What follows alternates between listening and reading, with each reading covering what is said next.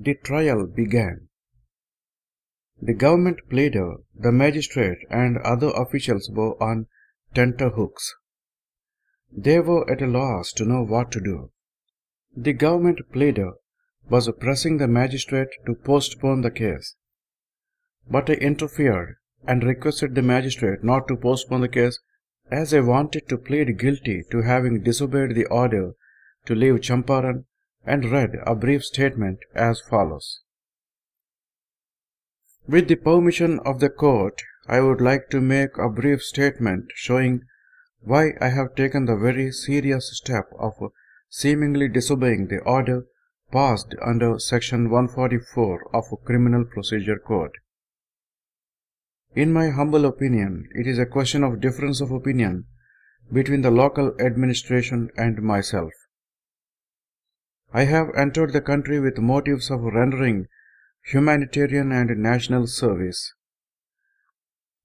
I have done so in response to a pressing invitation to come and help the riots who urged they are not being fairly treated by the indigo planters. I could not render any help without studying the problem. I have therefore come to study it with the assistance, if possible, of the administration and the planters. I have no other motive and cannot believe that my coming can in any way disturb public peace and cause loss of life. I claim to have considerable experience in such matters. The administration, however, have thought differently. I fully appreciate their difficulty, and I admit too that they can only proceed upon information they have received. As a law-abiding citizen, my first instinct would be, as it was, to obey the order served upon me. But I could not do so without doing violence to my sense of duty to those for whom I have come. I feel that I could just now serve them only by remaining in their midst. I could not therefore voluntarily retire. Amid this conflict of duties, I could only throw the responsibility of removing me from them on the administration. I am fully conscious of the fact that a person holding in the public life of India a position such as I do has to be most careful in setting an example. It is my firm belief that in the complex constitution under which we are living, the only safe and honorable course for a self-respecting man is, in the circumstances such as face me, to do what I have decided to do, that is, to submit without protest to the penalty of disobedience. I venture to make this statement not in any way in extenuation of the penalty to be awarded against me, but to show that I have disregarded the order served upon me not for want of respect for lawful authority, but in obedience to the higher law of our being, the voice of conscience. There was now no occasion to postpone the hearing, but as both the magistrate and the government pleader had been taken by surprise, the magistrate postponed judgment. Meanwhile, I had wired full details to the Viceroy, to Patna friends, as also to Pandit Madan Mohan Malaviya and others. Before I could appear before the court to receive the sentence, the magistrate sent a written message that the Lieutenant Governor had ordered the case against me to be withdrawn, and the collector wrote to me saying that I was at liberty to conduct the proposed inquiry and that I might count on whatever help I needed from the officials. None of us was prepared for this prompt and happy issue. I called on Collector Mr. Haycock. He seemed to be a good man, anxious to do justice. He told me that I might ask for whatever papers I desired to see, and that I was at liberty to see him whenever I liked. The country thus had its first direct object lesson in civil disobedience. The affair was freely discussed both locally and in the press, and my inquiry got unexpected publicity. It was necessary for my inquiry that the government should remain neutral. But the inquiry did not need support from press reporters or leading articles in the press. Indeed, the situation in Champaran was so delicate and difficult that over-energetic criticism or highly colored reports might easily damage the cause which I was seeking to espouse. So I wrote to the editors of the principal papers, requesting them not to trouble to send any reporters, as I should send them whatever might be necessary for publication and keep them informed. I knew that the government attitude countenancing my presence had displeased the Champaran planters, and I knew that even the officials, though they could say nothing openly, could hardly have liked it. Incorrect or misleading reports, therefore, were likely to incense them all the more, and their ire, instead of descending on me, would be sure to descend on the poor, fear-stricken ryots and seriously hinder my search for the truth about the case. In spite of these precautions, the planters engineered against me a poisonous agitation. All sorts of falsehoods appeared in the press about my co-workers and myself. But my extreme cautiousness and my insistence on truth, even to the minutest detail, turned the edge of their sword. The planters left no stone unturned in maligning Braj Kishore Babu, but the more they maligned him, more he rose in the estimation of the people. In such a delicate situation as this, I did not think it proper to invite any leaders from other provinces. Pandit Malaviya ji had sent me an assurance that whenever I wanted him, I had only to send him word, but I did not trouble him. I thus prevented the struggle from assuming a political aspect. But I sent to the leaders and the principal papers occasional reports not for publication but merely for their information. I had seen that even where the end might be political, but where the cause was non-political, one damaged it by giving it a political aspect and helped it by keeping it within its non-political limit. The Champaran struggle was a proof of the fact that disinterested service of the people in any sphere ultimately helps the country politically. To give a full account of the Champaran inquiry would be to narrate the history for the period of the Champaran riot, who is out of the question in these chapters. The Champaran inquiry was a bold experiment with truth and ahimsa, and I am giving week by week only what occurs to me as worth giving from that point of view. For more details, the reader must turn to Sergeant Rajendra Prasad's History of the Champaran Satyagraha in Hindi, of which I am told an English edition is now in the press. But to return to the subject matter of this chapter. The inquiry could not be conducted in Gorakh Babu's house without practically asking poor Gorakh Babu to vacate it. And the people of Motihari had not yet shed their fear to the extent of renting a house to us. However, Braj Kishore Babu tactfully secured one with a considerable open space about it, and we now removed there. It was not quite possible to carry on the work without money. It had not been the practice hitherto to appeal to the public for money for work of this kind. Braj Kishore Babu and his friends were mainly vakils who either contributed funds themselves or found it from friends whenever there was an occasion.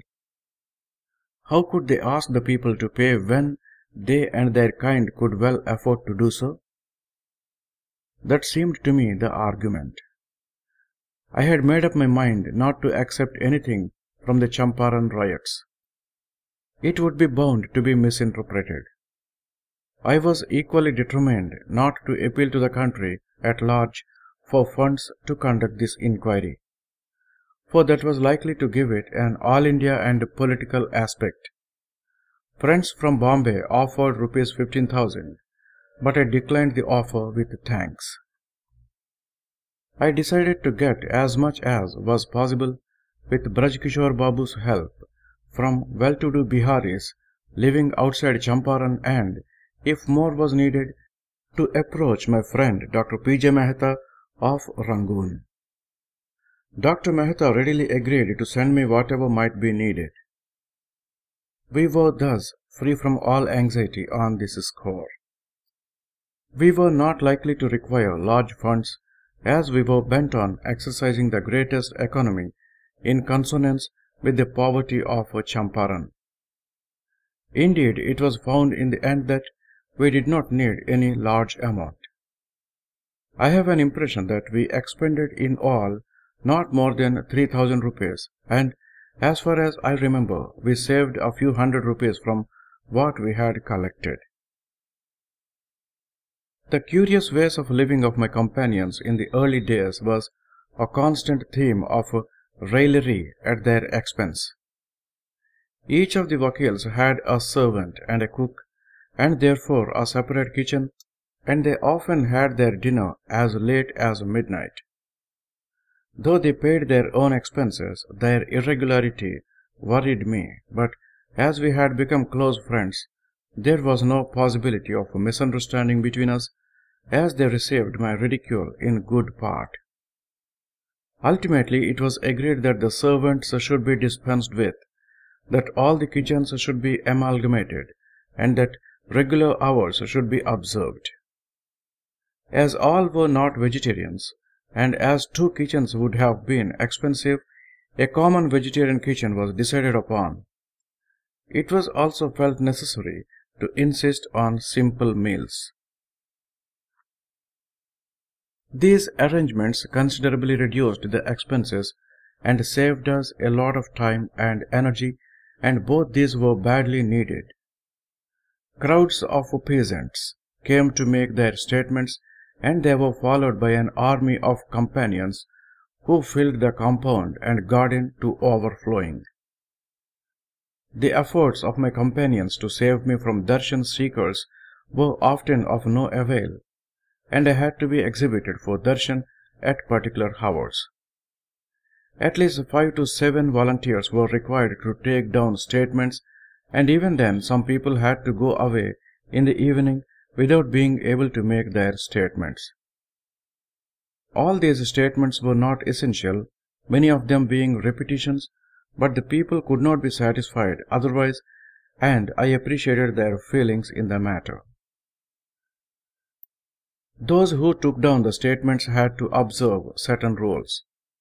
Each peasant had to be closely cross-examined, and whoever failed to satisfy the test was rejected. This entailed a lot of extra time, but most of the statements were thus rendered incontrovertible.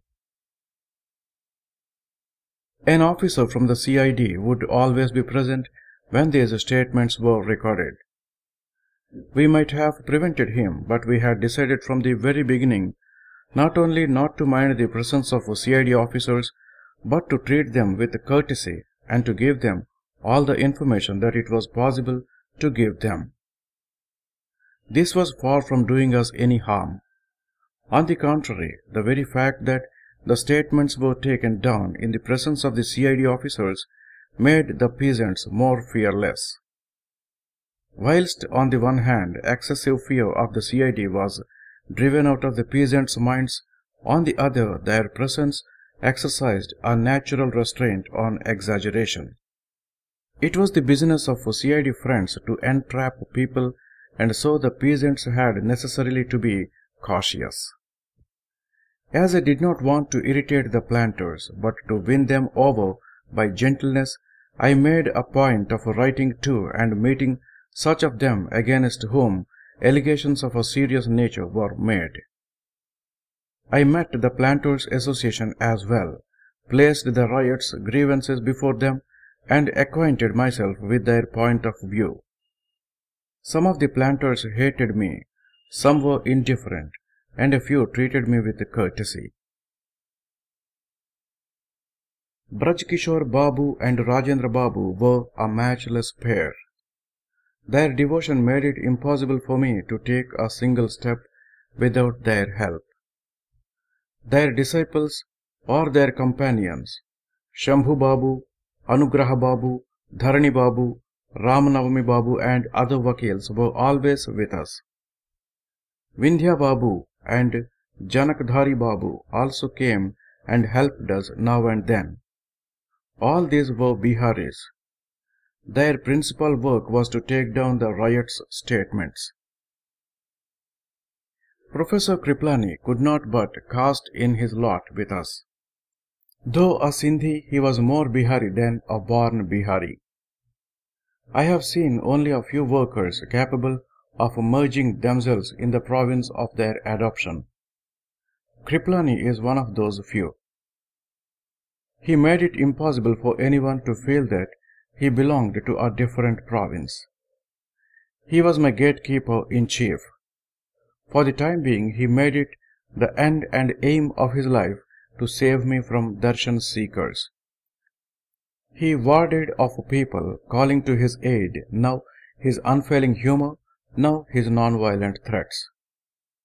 At nightfall, he would take up his occupation of a teacher and regale his companions with his historical studies and observations and quicken any timid visitor into bravery. Maulana Muzaharlal Haq had registered his name on the standing list of helpers whom I might count upon whenever necessary, and he made a point of looking in once or twice a month. The pomp and splendor in which he then lived was in sharp contrast to his simple life of today. The way in which he associated with us made us feel that he was one of us, though his fashionable habit gave a stranger a different impression. As I gained more experience of Bihar, I became convinced that work of a permanent nature was impossible without proper village education. The riots' ignorance was pathetic. They either allowed their children to roam about or made them toil on indigo plantations from morning to night for a couple of coppers a day. In those days, a male labourer's wage did not exceed 10 paise, a female's did not exceed 6, and a child's 3. He who succeeded in earning 4 annas a day was considered most fortunate. In consultation with my companions, I decided to open primary schools in 6 villages. One of our conditions with the villagers was that they should provide the teachers with board and lodging, while we would see to the other expenses. The village folk had hardly any cash in their hands, but they could well afford to provide foodstuffs. Indeed, they had already expressed their readiness to contribute grain and other raw materials. From where to get the teachers was a great problem. It was difficult to find local teachers who would work for a bare allowance or without remuneration. My idea was never to entrust children to commonplace teachers.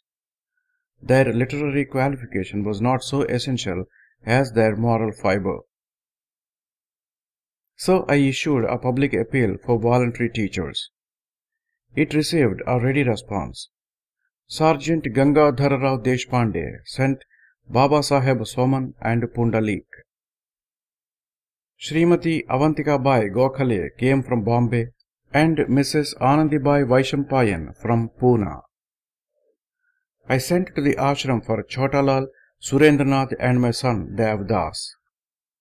About this time, Mahadev Desai and Narahari Parikh with their wives cast in their lot with me. Kasturbai was also summoned for the work. This was a fairly strong contingent.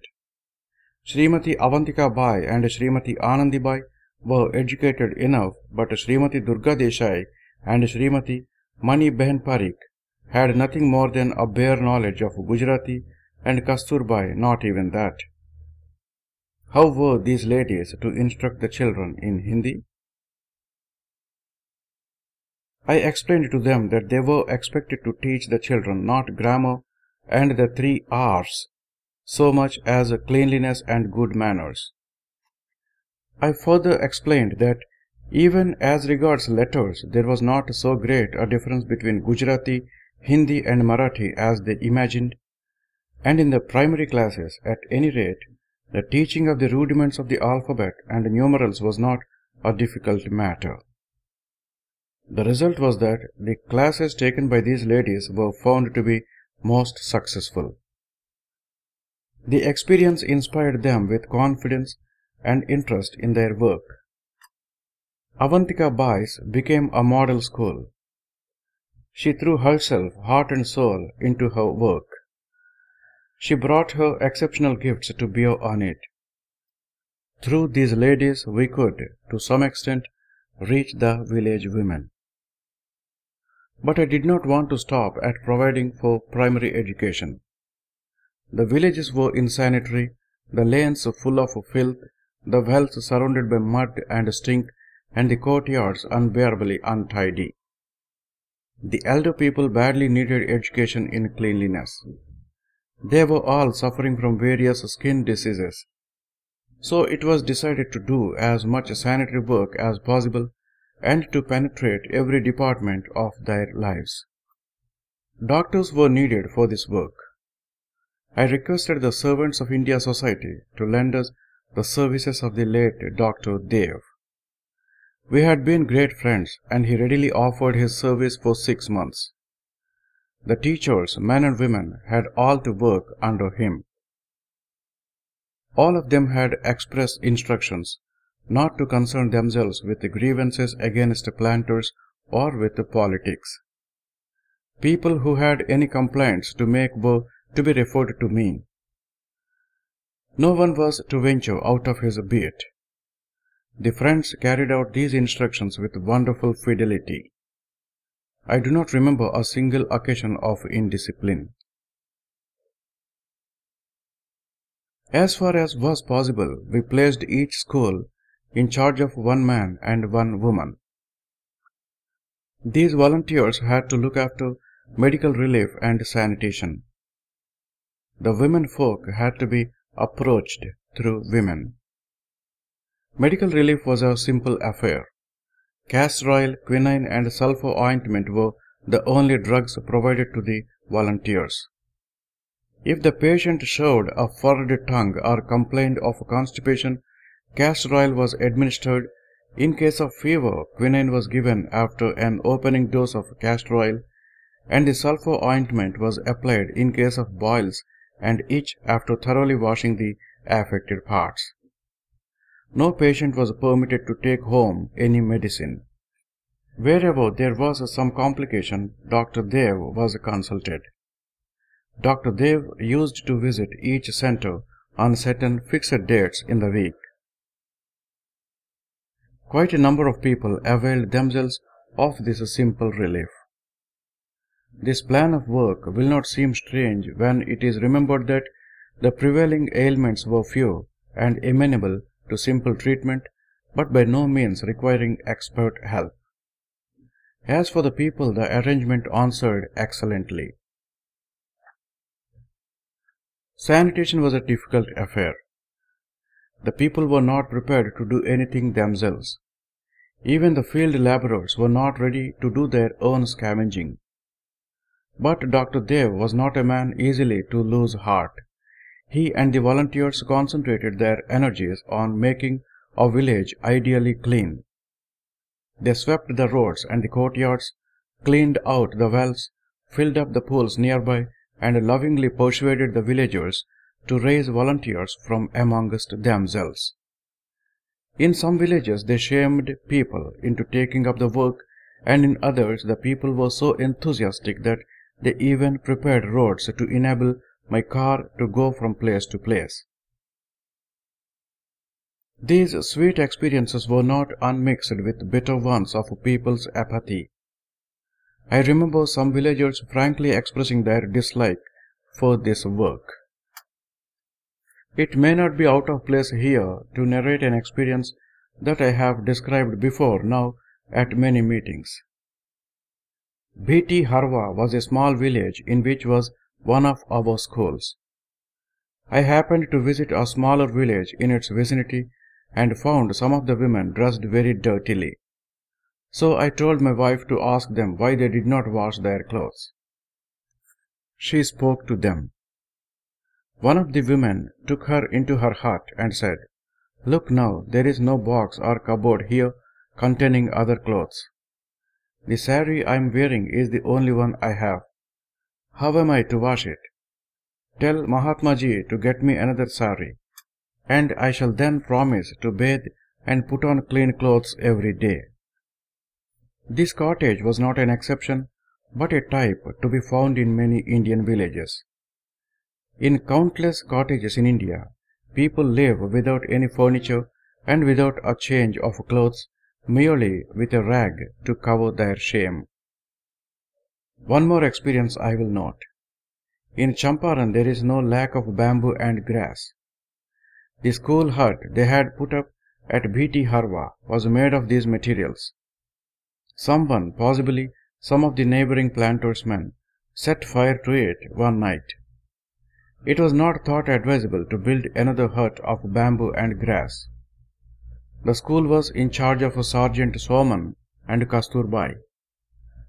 Sergeant Soman decided to build a pakka house, and thanks to his infectious labor, many cooperated with him, and a brick house was soon made ready. There was no fear now of this building being burnt down. Thus the volunteers with their schools, sanitation work and medical relief gained the confidence and respect of the village folk and were able to bring good influence to bear upon them. But I must confess with regret that my hope of putting this constructive work on a permanent footing was not fulfilled. The volunteers had come for temporary periods. I could not secure any more from outside, and permanent honorary workers from Bihar were not available. As soon as my work in Champaran was finished, work outside, which had been preparing in the meantime, drew me away. The few months' work in Champaran, however, took such deep root that its influence in one form or another is to be observed there even today. Whilst on the one hand social service work of the kind I have described in the foregoing chapters was being carried out, on the other the work of recording statements of the riots' grievances was progressing apace. Thousands of such statements were taken, and they could not but have their effect. The ever-growing number of riots coming to make their statements increased the planters' wrath, and they moved heaven and earth to counteract my inquiry. One day I received a letter from the Bihar government to the following effect: "Your inquiry has been sufficiently prolonged. Should you not now bring it to an end and leave Bihar?" The letter was couched in polite language, but its meaning was obvious.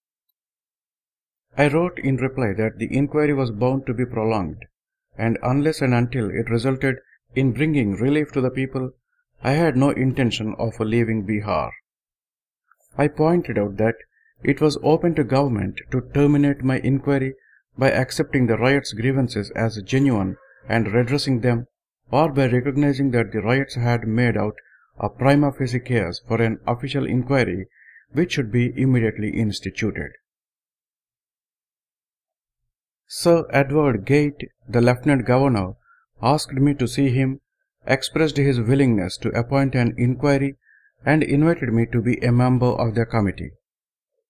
I ascertained the names of the other members, and after consultation with my co-workers, agreed to serve on the committee on condition that I should be free to confer with my co-workers during the progress of the inquiry, that government should recognize that by being a member of the committee, I did not cease to be the riot's advocate, and that in case the result of the inquiry failed to give me satisfaction, I should be free to guide and advise the riots as to what line of action they should take. Sir Edward Gate accepted the condition as just and proper and announced the inquiry. The late Sir Frank Sly was appointed chairman of the committee. The committee found in favor of the riots and recommended that the planters should refund a portion of the exactions made by them, which the committee had found to be unlawful, and that the Teen Kathiya system should be abolished by law. Sir Edward Gate had a large share in getting the committee to make a unanimous report and in getting the Agrarian Bill passed in accordance with the committee's recommendations. Had he not adopted a firm attitude, and had he not brought all his tact to bear on the subject, the report would not have been unanimous and the Agrarian Act would not have been passed. The planters wielded extraordinary power. They offered strenuous opposition to the bill in spite of the report, but Sir Edward Gate remained firm up to the last and fully carried out the recommendations of the committee. The Teen Kathiya system, which had been in existence for about a century, was thus abolished, and with it the planters' Raj came to an end. The ryots, who had all along remained crushed, now somewhat came to their own, and the superstition that the stain of indigo could never be washed out was exploded. It was my desire to continue the constructive work for some years, to establish more schools, and to penetrate the villages more effectively.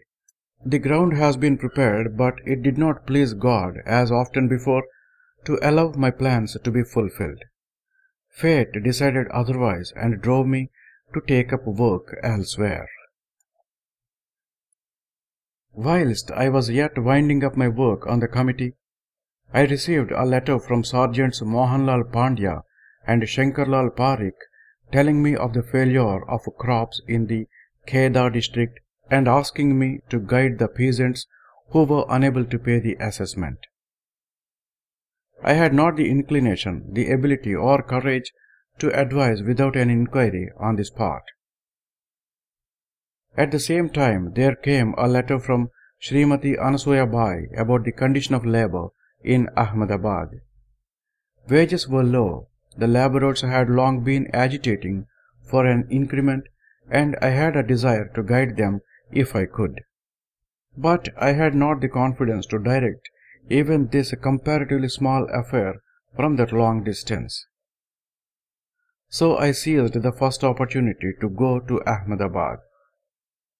I had hoped that I should be able to finish both these matters quickly and get back to Champaran to supervise the constructive work that had been inaugurated there. But things did not move as swiftly as I had wished, and I was unable to return to Champaran, with the result that the schools closed down one by one. My co-workers and I had built many castles in the air, but they all vanished for the time being. One of these was a cow protection work in Champaran, besides rural sanitation and education. I had seen in the course of my travels that cow protection and Hindi propaganda had become the exclusive concern of the Marwadis. A Marwadi friend had sheltered me in his dharmashala whilst at Bethaya. Other Marwadis of the place had interested me in their Goshala, dairy. My ideas about cow protection had been definitely formed then, and my conception of the work was the same as it is today. Cow protection, in my opinion, included cattle breeding, improvement of the stock, humane treatment of the bullocks, formation of model dairies, etc. The Marwadi friends had promised full cooperation in this work, but as I could not fix myself up in Champaran, the scheme could not be carried out. The Goshala in Bethaya is still there, but it has not become a model dairy. The Champaran bullock is still made to work beyond his capacity, and the so-called Hindu still cruelly belabors the poor animal and disgraces his religion.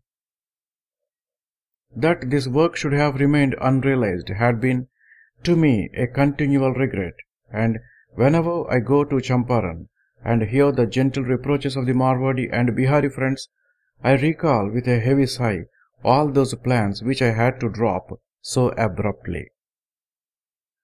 The educational work in one way or other is going on in many places, but the cow protection work had not taken firm root, and has not therefore progressed in the direction intended. Whilst the Kheda peasants' question was still being discussed, I had already taken up the question of the mill hands in Ahmedabad. I was in a most delicate situation. The mill hands' case was strong. Srimati Ansuya Bai had to battle against her own brother, Sergeant Ambalal Sarabhai, who led the fray on behalf of the mill owners. My relations with them were friendly, and that made fighting with them the more difficult.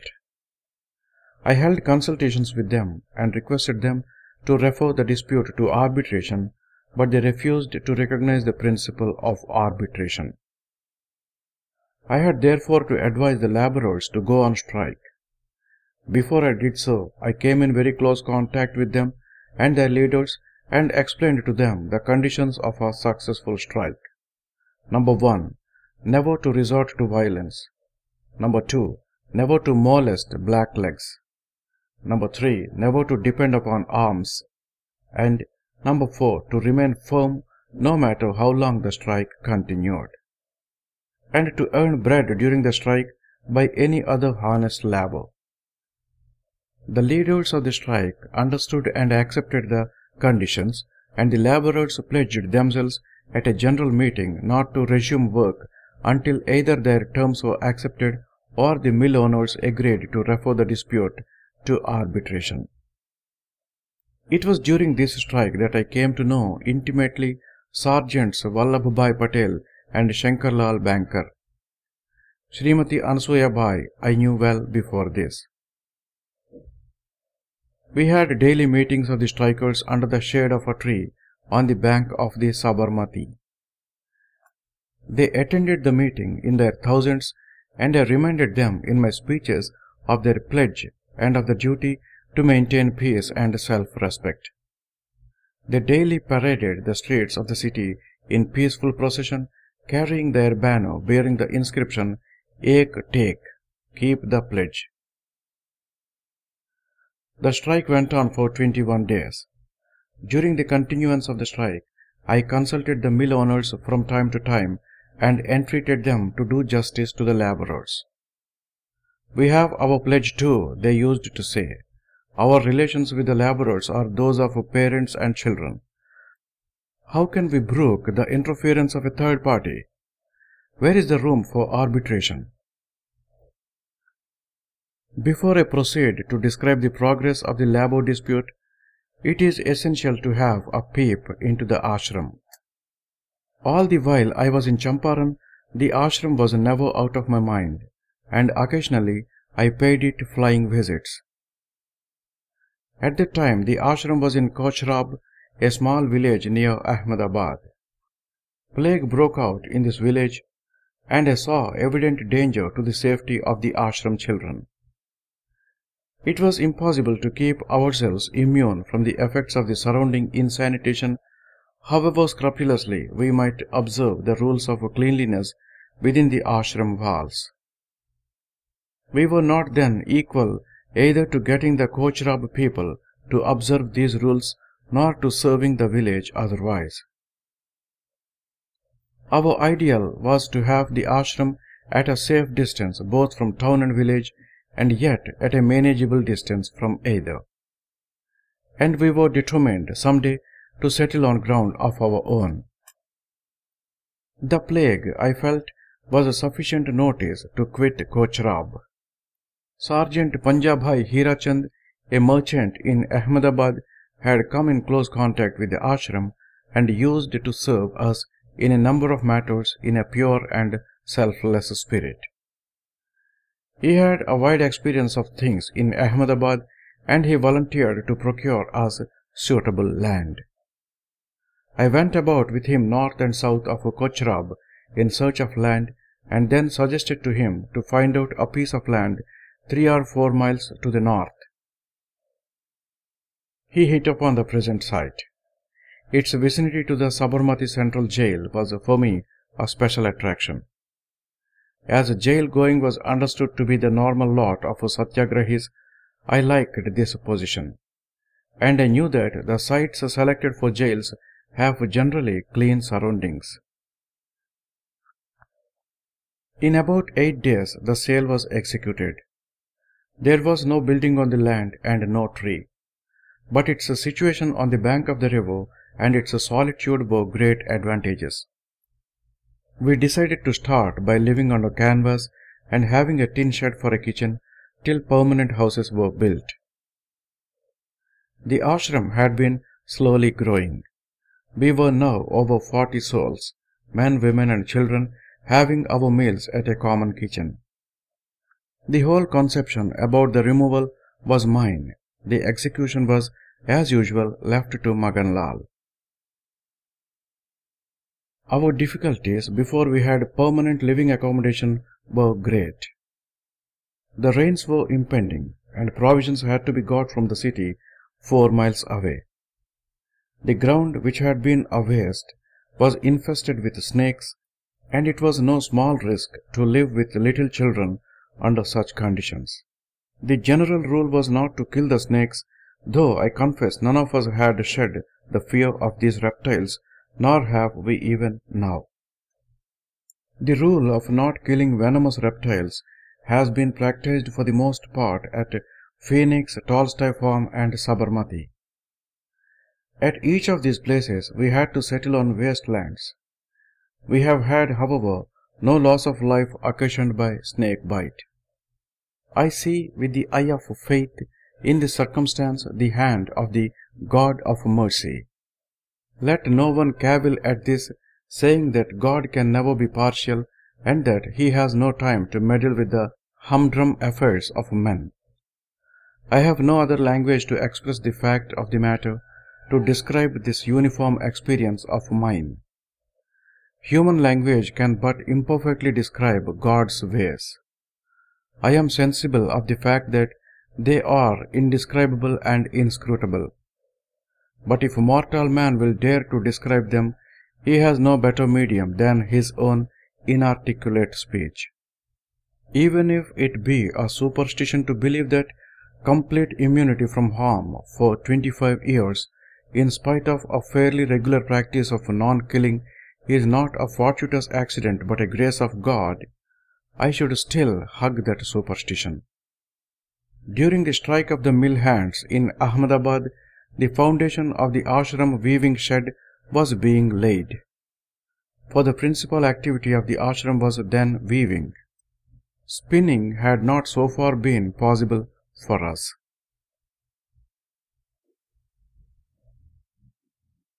For the first 2 weeks, the mill hands exhibited great courage and self-restraint and daily held monster meetings. On these occasions, I used to remind them of their pledge, and they would shout back to me the assurance that they would rather die than break their word. But at last they began to show signs of flagging. Just as physical weakness in men manifests itself in irascibility, their attitude towards the black legs became more and more menacing as the strike seemed to weaken, and I began to fear an outbreak of rowdyism on their part. The attendance at their daily meetings also began to dwindle by degrees, and despondency and despair were writ large on the faces of those who did attend. Finally, the information was brought to me that the strikers had begun to totter. I felt deeply troubled and set to thinking furiously as to what my duty was in the circumstances. I had had experience of a gigantic strike in South Africa, but the situation that confronted me here was different. The mill hands had taken the pledge at my suggestion. They had repeated it before me day after day, and the very idea that they might now go back upon it was to me inconceivable. Was it pride, or was it my love for the labourers and my passionate regard for truth that was at the back of this feeling? Who can say? One morning, it was at a mill hands meeting. While I was still groping and unable to see my way clearly, the light came to me. Unbidden and all by themselves, the words came to my lips. Unless the strikers rally, I declared to the meeting, and continue the strike till a settlement is reached, or till they leave the mills altogether, I will not touch any food." The laborers were thunderstruck. Tears began to course down Ansuya Ben's cheeks. The laborers broke out, "Not you, but we shall fast. It would be monstrous if you were to fast. Please forgive us for our lapse. We will now remain faithful to our pledge to the end." "There is no need for you to fast," I replied. "It would be enough if you could remain true to your pledge. As you know, we are without funds and we do not want to continue our strike by living on public charity. You should therefore try to eke out a bare existence by some kind of labor so that you may be able to remain unconcerned no matter how long the strike may continue. As for my fast, it will be broken only after the strike is settled." In the meanwhile, Vallabhbhai was trying to find some employment for the strikers under the municipality, but there was not much hope of success there. Maganlal Gandhi suggested that as we needed sand for filling the foundation of our weaving school in the ashram, a number of them might be employed for that purpose. The laborers welcomed the proposal. Anasuya Ben led the way with a basket on her head, and soon an endless stream of laborers carrying baskets of sand on their heads could be seen issuing out of the hollow of the river bed. It was a sight worth seeing. The laborers felt themselves infused with a new strength, and it became difficult to cope with the task of paying out wages to them. My fast was not free from a grave defect. For, as I have already mentioned in a previous chapter, I enjoyed very close and cordial relations with the mill owners, and my fast could not but affect their decision. As a Satyagrahi, I knew that I might not fast against them, but ought to leave them free to be influenced by the mill hands' strike alone. My fast was undertaken not on account of lapse of the mill owners, but on account of that of the laborers, in which, as their representative, I felt I had a share. With the mill owners I could only plead. To fast against them would amount to coercion. Yet, in spite of my knowledge that my fast was bound to put pressure upon them, as in fact it did, I felt I could not help it. The duty to undertake it seemed to me to be clear. I tried to set the mill owners at ease. "There is not the slightest necessity for you to withdraw from your position," I said to them. But they received my words coldly and even flung keen, delicate bits of sarcasm at me, as indeed they had a perfect right to do. The principal man at the back of the mill owner's unbending attitude towards the strike was Sheth Ambalal. His resolute will and transparent sincerity were wonderful and captured my heart. It was a pleasure to be pitched against him. The strain produced by my fast upon the opposition of which he was the head cut me therefore to the quick. And then Sarala Devi, his wife, was attached to me with the affection of a blood sister, and I could not bear to see her anguish on account of my action. Anasuya Ben and a number of other friends and laborers shared the fast with me on the first day. But after some difficulty I was able to dissuade them from continuing it further. The net result of it was that an atmosphere of goodwill was created all round. The hearts of the mill owners were touched, and they set about discovering some means for a settlement. Anasuya Ben's house became the venue of their discussions. Sergeant Anand Shankar Dhruva intervened and was in the end appointed arbitrator, and the strike was called off after I had fasted only for 3 days. The mill owners commemorated the event by distributing sweets among the laborers, and thus a settlement was reached after 21 days' strike. At the meeting held to celebrate the settlement, both the mill owners and the commissioner was present. The advice which the latter gave to the mill hands on this occasion was, "You should always act as Mr. Gandhi advises you." Almost immediately after these events, I had to engage in a tussle with this very gentleman. But circumstances were changed, and he had changed with the circumstances. He then set about warning the patidars of Kheda against following my advice. I must not close this chapter without noting here an incident as amusing as it was pathetic. It happened in connection with the distribution of sweets. The mill owners had ordered a very large quantity, and it was a problem how to distribute it among the thousands of laborers. It was decided that it would be the fittest thing to distribute it in the open, beneath the very tree under which the pledge had been taken, especially as it would have been extremely inconvenient to assemble them all together in any other place.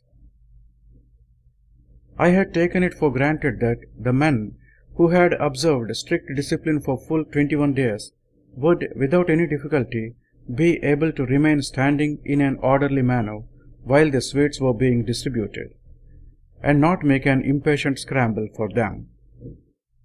But when it came to the test, all the methods that were tried for making the distribution failed. Again and again their ranks would break into confusion after distribution had proceeded for a couple of minutes. The leaders of the mill hands tried their best to restore order, but in vain. The confusion, the crush, and the scramble at last became so great that quite an amount of the sweets was spoiled by being trampled underfoot, and the attempt to distribute them in the open had finally to be given up. With difficulty we succeeded in taking away the remaining sweets to Sheth Ambalal's bungalow in Mirzapur. Sweets were distributed comfortably the next day within the compound of that bungalow. The comic side of this incident is obvious, but the pathetic side bears mention. Subsequent inquiry revealed the fact that the beggar population of Ahmedabad, having got scent of the fact that the sweets were to be distributed under the Ek Tek tree, had gone there in large numbers, and it was their hungry scramble for the sweets that had created all the confusion and disorder. The grinding poverty and starvation with which our country is afflicted is such that it drives more and more men every year into the ranks of the beggars, whose desperate struggle for bread renders them insensible to all feelings of decency and self-respect. And our philanthropists, instead of providing work for them and insisting on their working for bread, give them alms. No breathing time was, however, in store for me. Hardly was the Ahmedabad mill hands strike over when I had to plunge into the Kheda Satyagraha struggle. A condition approaching famine had arisen in the Kheda district owing to a widespread failure of crops, and the patidars of Kheda were considering the question of getting the revenue assessment for the year suspended. Sergeant Amritlal Thakkar had already inquired into and reported on the situation and personally discussed the question with the commissioner before I gave definite advice to the cultivators. Sergeants Mohanlal Pandya and Shankarlal Parikh had also thrown themselves into the fight and had set up an agitation in the Bombay Legislative Council through Sergeant Vittalbhai Patel and the late Sir Gokul Das Kahandas Parekh. More than one deputation had waited upon the governor in that connection. I was at this time president of the Gujarat Sabha. The Sabha sent petitions and telegrams to the government and even patiently swallowed the insults and threats of the commissioner. The conduct of the officials on this occasion was so ridiculous and undignified as to be almost incredible now. The cultivators' demand was as clear as daylight, and so moderate as to make out a strong case for its acceptance. Under the land revenue rules, if the crop was 4 annas or under, the cultivators could claim full suspension of the revenue assessment for the year. According to the official figures, the crop was said to be over 4 annas. The contention of the cultivators, on the other hand, was that it was less than 4 annas. But the government was in no mood to listen and regarded the popular demand for arbitration as lèse-majesty.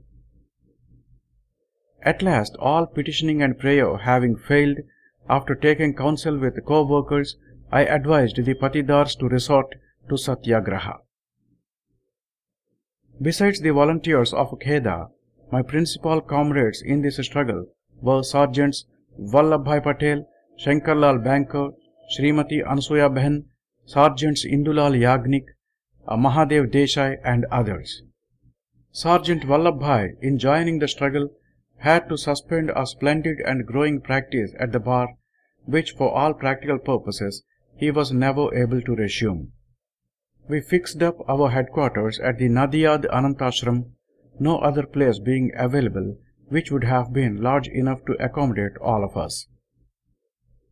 The following pledge was signed by the Satyagrahis. Knowing that the crops of our villages are less than 4 annas, we requested the government to suspend the collection of revenue assessment till the ensuing year, but the government has not acceded to our prayer. Therefore we, the undersigned, hereby solemnly declare that we shall not of our own accord pay to the government the full or the remaining revenue for the year. We shall let the government take whatever legal steps it may think fit and gladly suffer the consequences of our non-payment. We shall rather let our hands be forfeited than that by voluntary payment we should allow our case to be considered false or should compromise our self-respect. Should the government, however, agree to suspend collection of the second installment of the assessment throughout the district, such amongst us as are in a position to pay will pay up the whole or the balance of the revenue that may be due. The reason why those who are able to pay still withhold payment is that if they pay up, the poorer ryots may in a panic sell their chattels or incur debts to pay their dues and thereby bring suffering upon themselves. In these circumstances, we feel that, for the sake of the poor, it is the duty even of those who can afford to pay to withhold payment of their assessment. I cannot devote many chapters to this struggle, so a number of sweet recollections in this connection will have to be crowded out.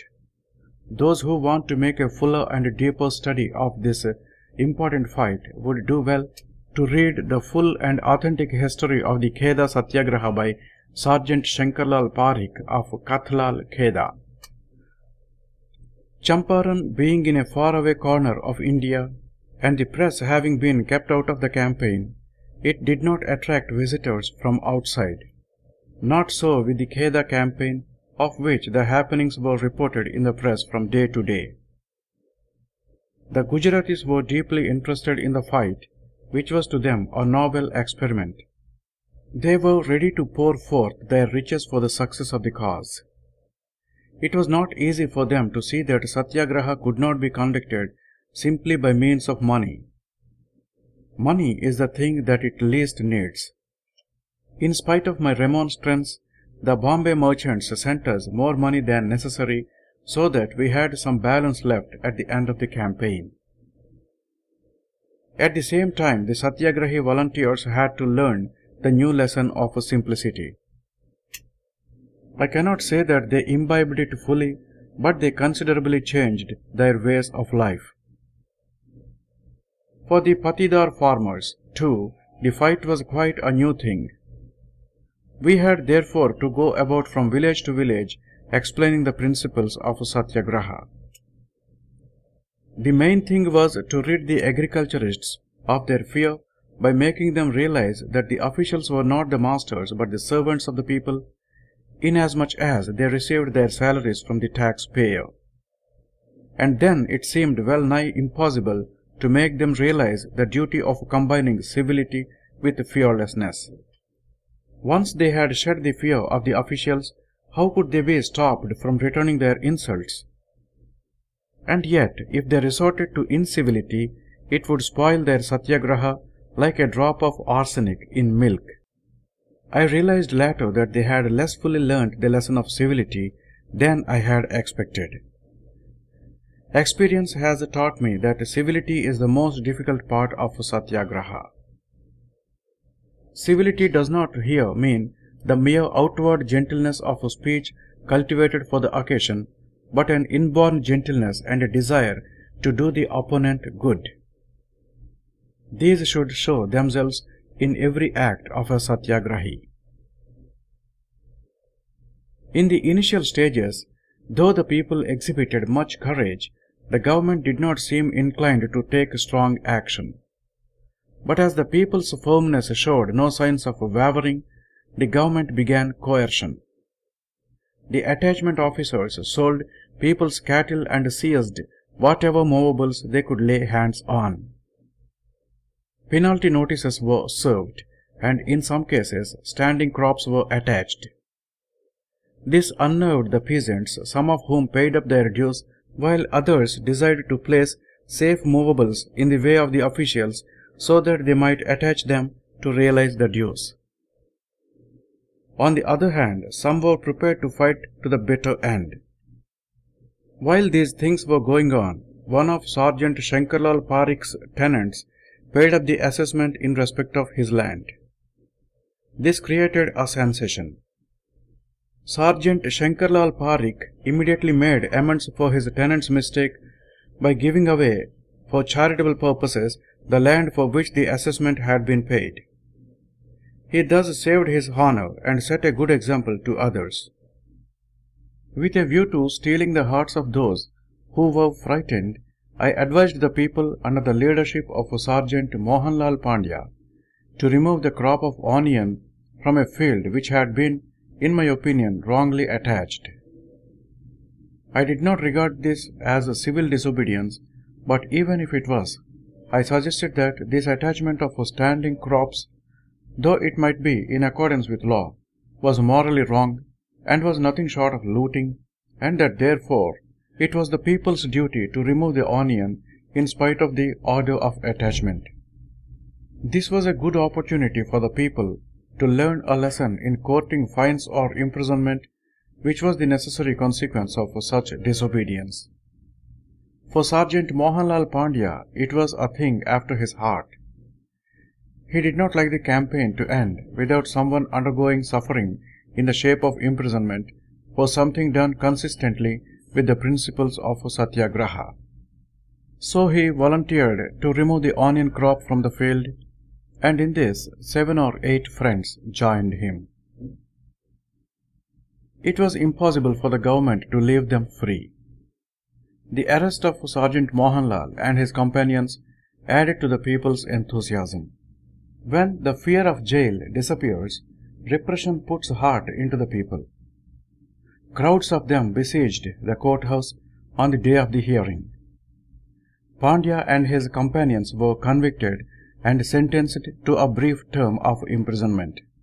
I was of opinion that the conviction was wrong, because the act of removing the onion crop could not come under the definition of theft in the penal code. But no appeal was filed, as the policy was to avoid the law courts. A procession escorted the convicts to jail, and on that day Sergeant Mohanlal Pandya earned from the people the honored title of Dungli Chor, onion thief, which he enjoys to this day. The conclusion of the Kheda Satyagraha I will leave to the next chapter. The campaign came to an unexpected end. It was clear that the people were exhausted, and I hesitated to let the unbending be driven to utter ruin. I was casting about for some graceful way to terminating the struggle which would be acceptable to a satyagrahi. Such a one appeared quite unexpectedly. The Mamlatdar of Nadiad Taluka sent me word that if well-to-do patidars paid up, the poorer ones would be granted suspension. I asked for a written undertaking to that effect, which was given. But as a Mamlatdar could be responsible only for his taluka, I inquired of the collector, who alone could give an undertaking in respect of the whole district, whether the Mamlatdar's undertaking was true for the whole district. He replied that orders declaring suspension in terms of the Mamlatdar's letter had been already issued. I was not aware of it, but if it was a fact, the people's pledge had been fulfilled. The pledge, it will be remembered, had the same things for its object, and so we expressed ourselves satisfied with the orders. However, the end was far from making me feel happy, inasmuch as it lacked the grace with which the termination of every Satyagraha campaign ought to be accompanied. The collector carried on as though he had done nothing by way of a settlement. The poor were to be granted suspension, but hardly any got the benefit of it. It was the people's right to determine who was poor, but they could not exercise it. I was sad that they had not the strength to exercise the right. Although, therefore, the termination was celebrated as a triumph of Satyagraha, I could not enthuse over it, as it lacked the essentials of a complete triumph. The end of a Satyagraha campaign can be described as worthy only when it leaves the Satyagrahis stronger and more spirited than they are in the beginning. The campaign was not, however, without its indirect results, which we can see today and the benefit of which we are reaping. The Kheda Satyagraha marks the beginning of an awakening among the peasants of Gujarat, the beginning of their true political education. Dr. Besant's brilliant Home Rule agitation had certainly touched the peasants, but it was the Kheda campaign that compelled the educated public workers to establish contact with the actual life of the peasants. They learned to identify themselves with the latter.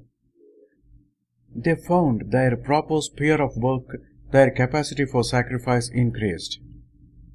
That Vallabhbhai found himself during this campaign was by itself no small achievement. We could realize its measure during the flood relief operations last year and the Bardoli Satyagraha this year. Public life in Gujarat became instinct with a new energy and a new vigor. The Patidar peasant came to an unforgettable consciousness of his strength. The lesson was indelibly imprinted on the public mind that the salvation of the people depends upon themselves, upon their capacity for suffering and sacrifice. Through the Kheda campaign, Satyagraha took firm root in the soil of Gujarat. Although, therefore, I found nothing to enthuse over in the termination of the Satyagraha, the Kheda peasants were jubilant because they knew that what they had achieved was commensurate with their effort, and they had found the true and infallible method for a redress of their grievances. This knowledge was enough justification for their jubilation. Nevertheless, the Kheda peasants had not fully understood the inner meaning of Satyagraha, and they saw it to their cost, as we shall see in the chapters to follow. The Kheda campaign was launched while the deadly war in Europe was still going on. Now a crisis had arrived, and the Viceroy had invited various leaders to a war conference in Delhi. I had also been urged to attend the conference. I have already referred to the cordial relations between Lord Chelmsford, the Viceroy, and myself. In response to the invitation, I went to Delhi. I had, however, objections to taking part in the conference, the principal one being the exclusion from it of leaders like the Ali brothers. They were then in jail.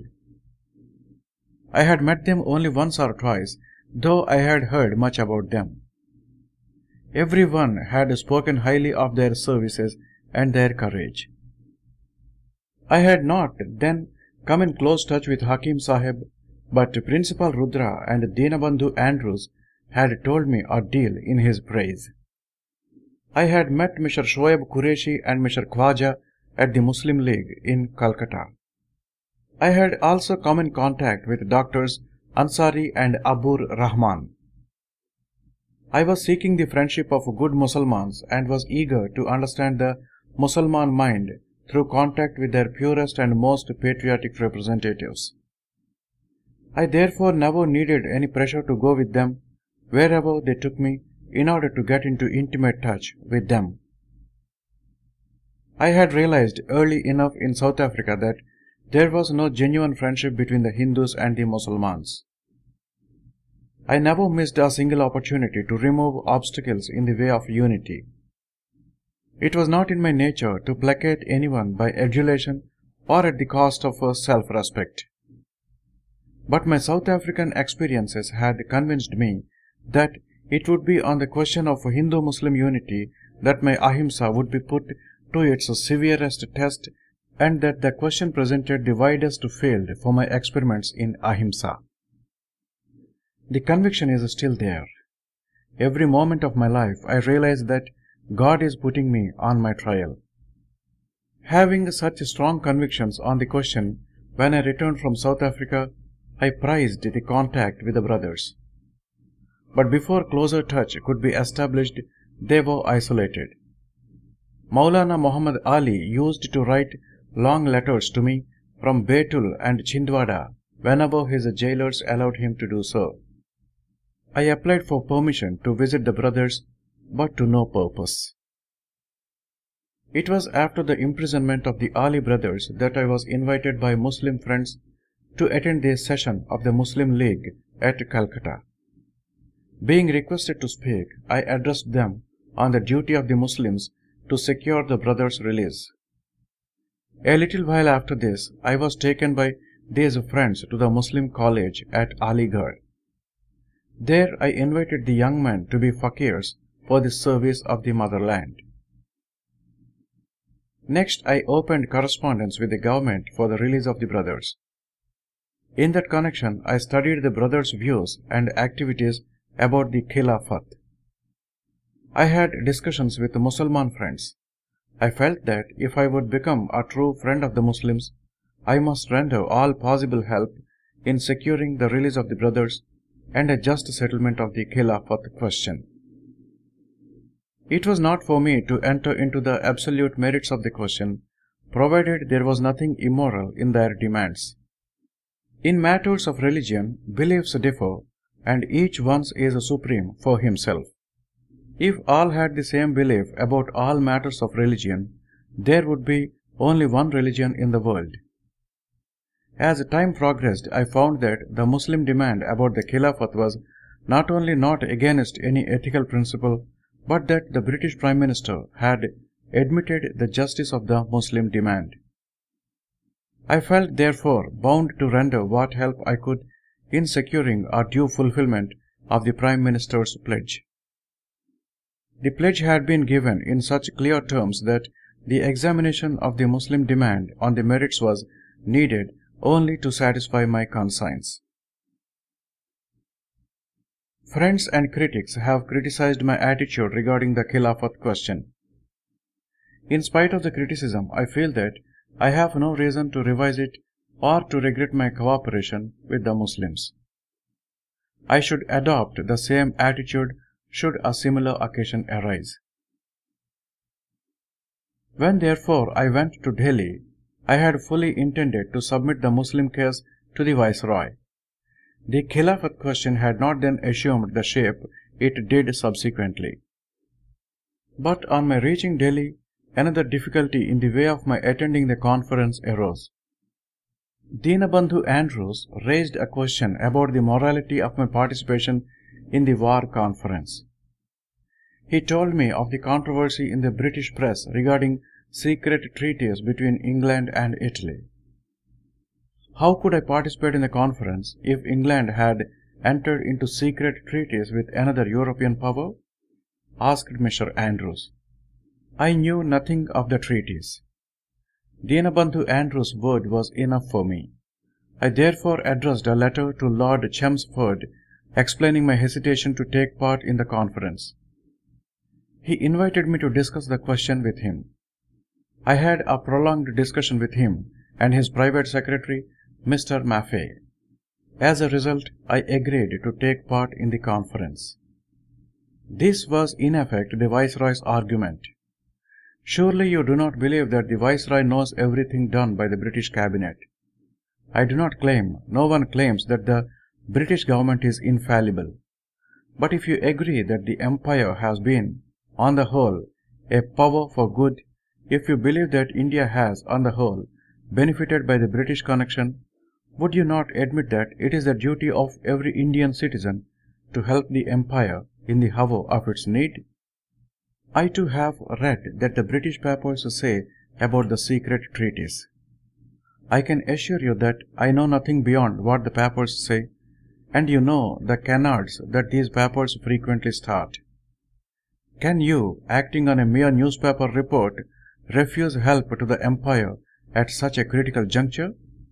You may raise whatever moral issues you like and challenge us as much as you please after the conclusion of the war, not today. The argument was not new. It appealed to me as new because of the manner in which and the hour at which it was presented, and I agreed to attend the conference. As regards the Muslim demands, I was to address a letter to the Viceroy. So I attended the conference. The Viceroy was very keen on my supporting the resolution about recruiting. I asked for permission to speak in Hindustani. The Viceroy acceded to my request, but suggested that I should speak also in English. I had no speech to make. I spoke but one sentence to this effect. With a full sense of my responsibility, I begged to support the resolution. Many congratulated me on my having spoken in Hindustani. That was, they said, the first instance within living memory of anyone having spoken in Hindustani at such a meeting. The congratulations and the discovery that I was the first to speak in Hindustani at a viceregal meeting hurt my national pride. I felt like shrinking into myself. What a tragedy that the language of the country should be taboo in meetings held in the country, for work relating to the country, and that a speech there in Hindustani by a stray individual like myself should be a matter for congratulation. Incidents like these are reminders of the low state to which we have been reduced. The one sentence that I uttered at the conference had for me considerable significance. It was impossible for me to forget either the conference or the resolution I supported. There was one undertaking that I had to fulfill while yet in Delhi. I had to write a letter to the Viceroy. This was no easy thing for me. I felt it my duty both in the interests of the government and of the people to explain therein how and why I attended the conference, and to state clearly what the people expected from government. In the letter I expressed my regret for the exclusion from the conference of leaders like Lokmanya Tilak and the Ali brothers, and stated the people's minimum political demand as also the demands of the Muslims on account of the situation created by the war. I asked for permission to publish the letter, and the Viceroy gladly gave it. The letter had to be sent to Simla, where the Viceroy had gone immediately after the conference. The letter had, for me, considerable importance, and sending it by post would have meant delay. I wanted to save time, and yet I was not inclined to send it by any messenger I came across. I wanted some pure man to carry it and hand it personally at the Viceregal Lodge. Dinabandhu Andrews and Principal Rudra suggested the name of the good Reverend Ireland of the Cambridge Mission. He agreed to carry the letter if he might read it and if it appealed to him as good. I had no objection, as the letter was by no means private. He read it, liked it, and expressed his willingness to carry out the mission. I offered him the second-class fare, but he declined it, saying he was accustomed to travelling intermediate. This he did, though it was a night journey.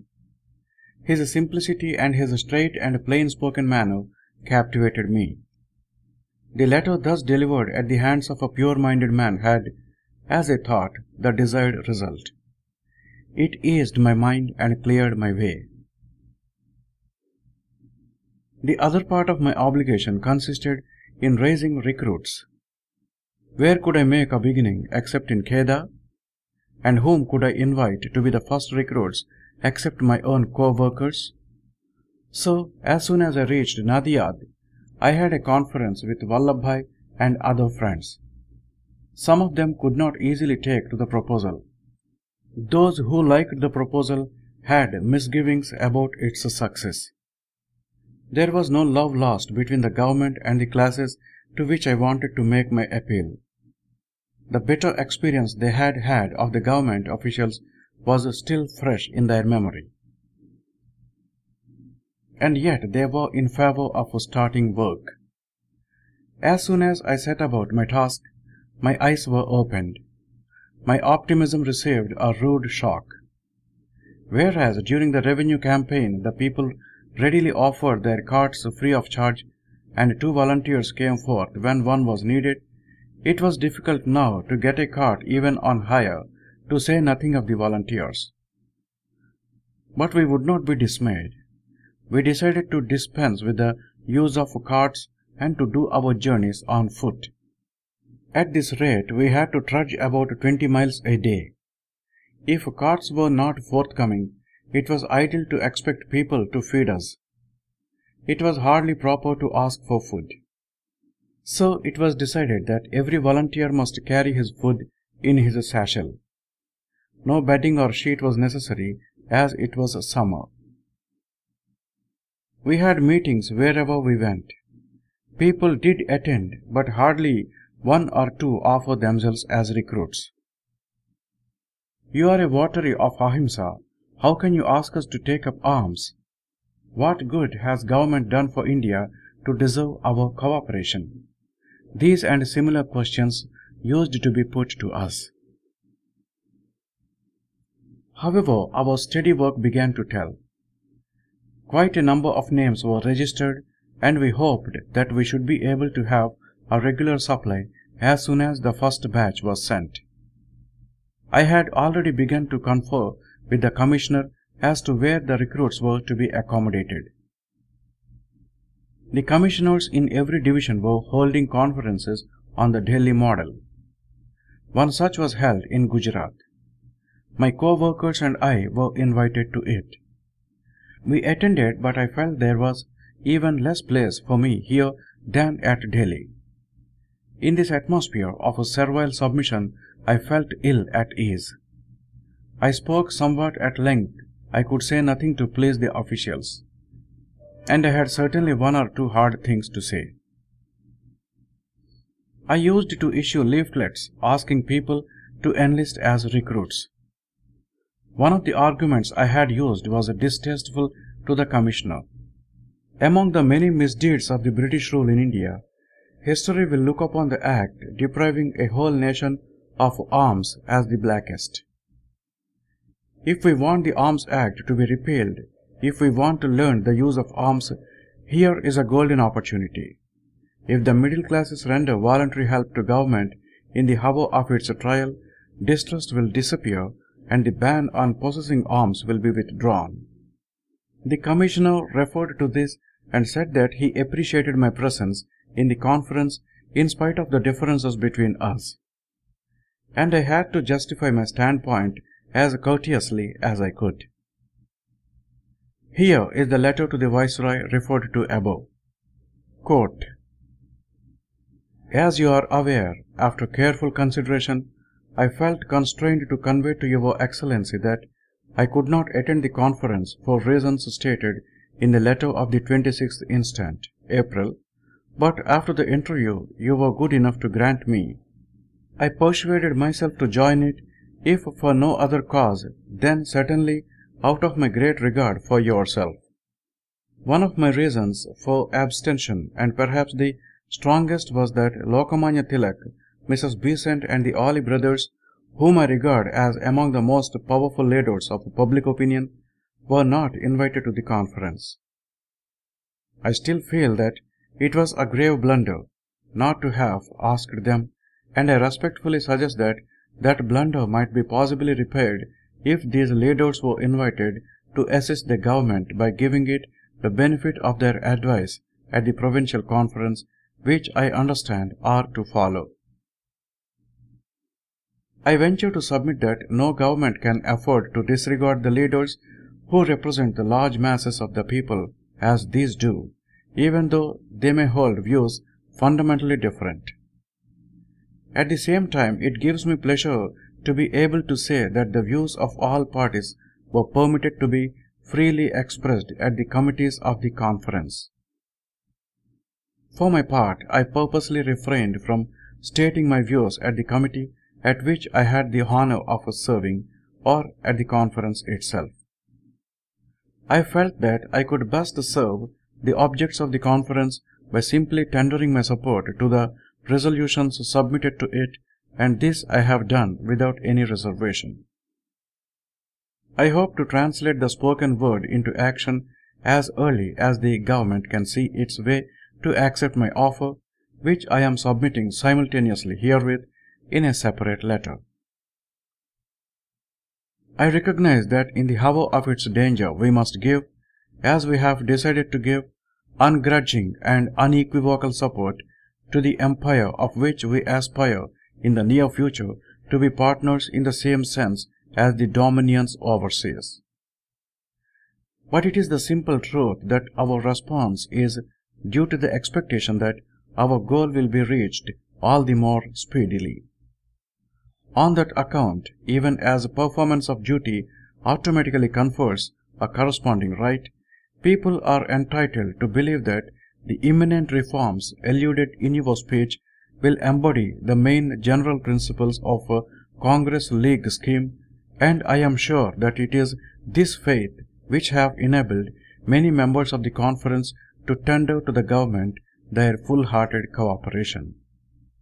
If I could make my countrymen retrace their steps, I would make them withdraw all the Congress resolutions and not whisper Home Rule or responsible government during the pendency of the war. I would make India offer all her able-bodied sons as a sacrifice to the empire at its critical moment, and I know that India, by this very act, would become the most favored partner in the empire. The racial distinctions would become a thing of the past. But practically the whole of the educated India has decided to take a less effective course, and it is no longer possible to say that educated India does not exercise any influence on the masses.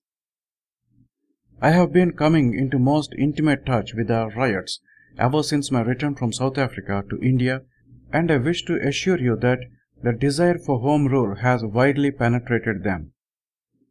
I was present at the sessions of the last Congress, and I was a party to the resolution that full responsible government should be granted to British India within a period to be fixed definitely by a parliamentary statute.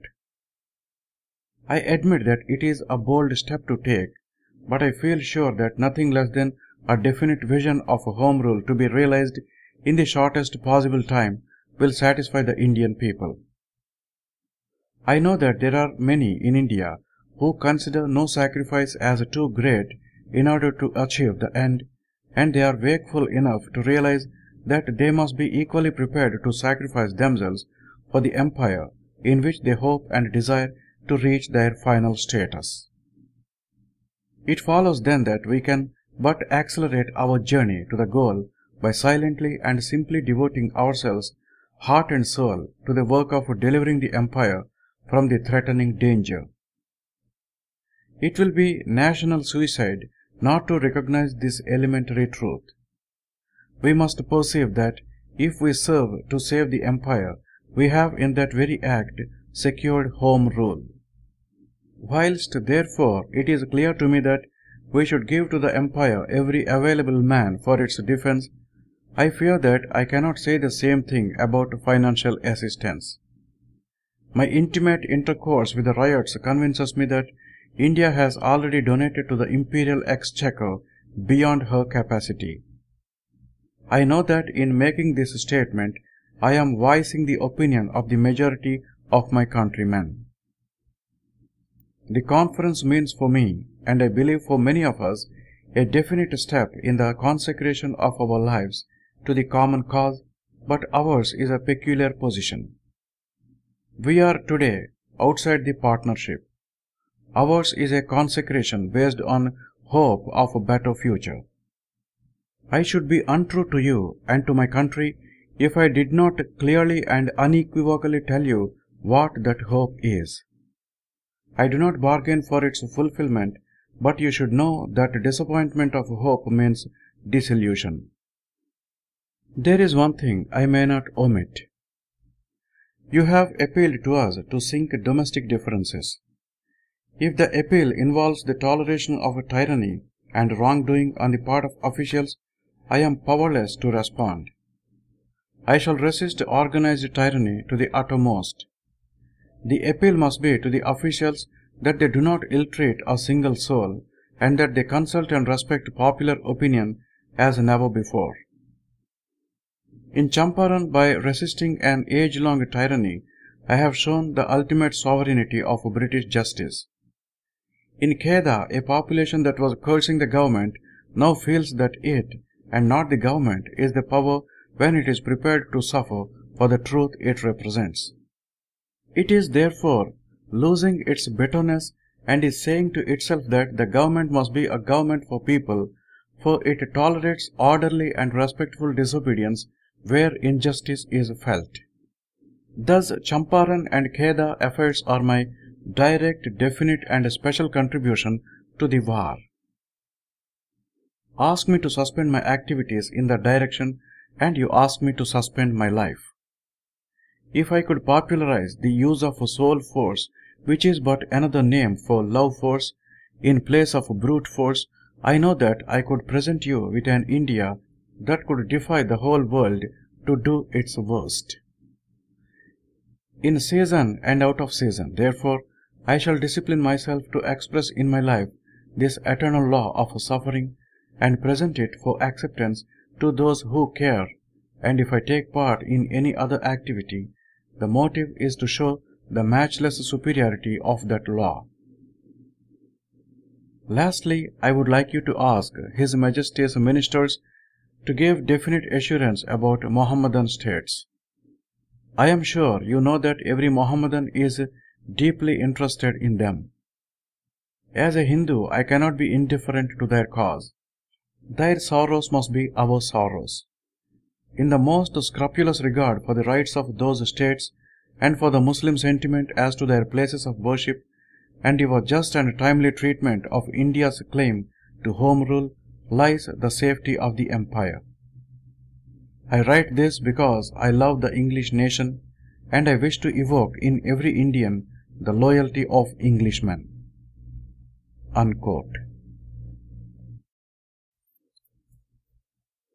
I very nearly ruined my constitution during the recruiting campaign. In those days, my food principally consisted of groundnut butter and lemons. I knew that it was possible to eat too much butter and injure one's health, and yet I allowed myself to do so. This gave me a slight attack of dysentery. I did not take serious notice of this and went that evening to the ashram as was my wont every now and then. I scarcely took any medicine in those days. I thought I should get well if I skipped a meal, and indeed I felt fairly free from trouble as I omitted the morning meal next day. I knew, however, that to be entirely free I must prolong my fast, and if I ate anything at all, I should have nothing but fruit juices. There was some festival that day, and although I had told Kasturbai that I should have nothing for my midday meal, she tempted me and I succumbed. As I was under a vow of taking no milk or milk products, she had specially prepared for me a sweet wheaten porridge with oil added to it instead of ghee. She had reserved, too, a bowlful of mung for me. I was fond of these things, and I readily took them, hoping that without coming to grief I should eat just enough to please Kasturbai and to satisfy my palate. But the devil had been only waiting for an opportunity. Instead of eating very little, I had my fill of the meal. This was sufficient invitation to the angel of death. Within an hour, the dysentery appeared in acute form. The same evening, I had to go back to Nadiad. I walked with very great difficulty to the Sabarmati station, a distance of only 10 furlongs. Sergeant Vallabhai, who joined me at Ahmedabad, saw that I was unwell, but I did not allow him to guess how unbearable the pain was. We reached Nadiad at about 10 o'clock. The Hindu Anadhashram where we had our headquarters was only half a mile from the station. But it was as good as a 10 for me. I somehow managed to reach the quarters, but the griping pain was steadily increasing. Instead of using the usual latrine, which was a long way off, I asked for a commode to be placed in the adjoining room. I was ashamed to have to ask for this, but there was no escape. Sergeant Fulchand immediately procured a commode. All the friends surrounded me, deeply concerned. They were all love and attention, but they could not relieve my pain, and my obstinacy added to their helplessness. I refused all medical aid. I would take no medicine, but preferred to suffer the penalty for my folly. So they looked on in helpless dismay. I must have had 30 to 40 motions in 24 hours. I fasted, not taking even fruit juices in the morning. The appetite had all gone. I had thought all along that I had an iron frame, but I found that my body had now become a lump of clay. It had lost all power of resistance. Dr. Kanuga came and pleaded with me to take medicine. I declined. He offered to give me an injection. I declined that too. My ignorance about injections was, in those days, quite ridiculous. I believed that an injection must be some kind of a serum. Later I discovered that the injection that the doctor suggested was a vegetable substance, but the discovery was too late to be of use. The motions still continued, leaving me completely exhausted. The exhaustion brought on a delirious fever. The friends got more nervous and called in more doctors. But what could they do with a patient who would not listen to them? Sheth Ambalal, with his good wife, came down to Nadiad, conferred with my co-workers, and removed me with the greatest care to his Mirzapur bungalow in Ahmedabad. It was impossible for anyone to receive more loving and selfless service than I had the privilege of having during this illness. But a sort of a low fever persisted, wearing away my body from day to day.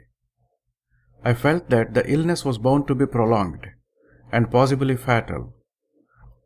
Surrounded as I was with all the love and attention that could be showered on me under Sheth Ambalal's roof, I began to get restless and urged him to remove me to the ashram. He had to yield to my importunity. Whilst I was thus tossing on the bed of pain in the ashram, Sergeant Vallabhai brought the news that Germany had been completely defeated and that the commissioner had sent word that recruiting was no longer necessary. The news that I had no longer to worry myself about recruiting came as a very great relief. I have now been trying hydropathy, which gave some relief, but it was a hard job to build up the body. The many medical advisors overwhelmed me with advice, but I could not persuade myself to take anything. 2 or 3 suggested meat broth as a way out of the milk vow and cited authorities from Ayurveda in support of their advice. One of them strongly recommended eggs. But for all of them I had but one answer: no. For me, the question of diet was not one to be determined on the authority of the Shastras. It was one interwoven with my course of life, which is guided by principles no longer depending upon outside authority. I had no desire to live at the cost of them. How could I relinquish a principle in respect of myself when I had enforced it relentlessly in respect of my wife, children, and friends. This protracted and first long illness in my life thus afforded me a unique opportunity to examine my principles and to test them. One night I gave myself up to despair. I felt that I was at death's door. I sent word to Ansuya Ben. She ran down to the ashram. Vallabhai came up with Dr. Kanuga, who felt my pulse and said, "Your pulse is quite good. I see absolutely no danger. This is a nervous breakdown due to extreme weakness." But I was far from being reassured. I passed the night without sleep. The morning broke without death coming, but I could not get rid of the feeling that the end was near, and so I began to devote all my waking hours to listening to the Gita being read to me by the inmates of the ashram.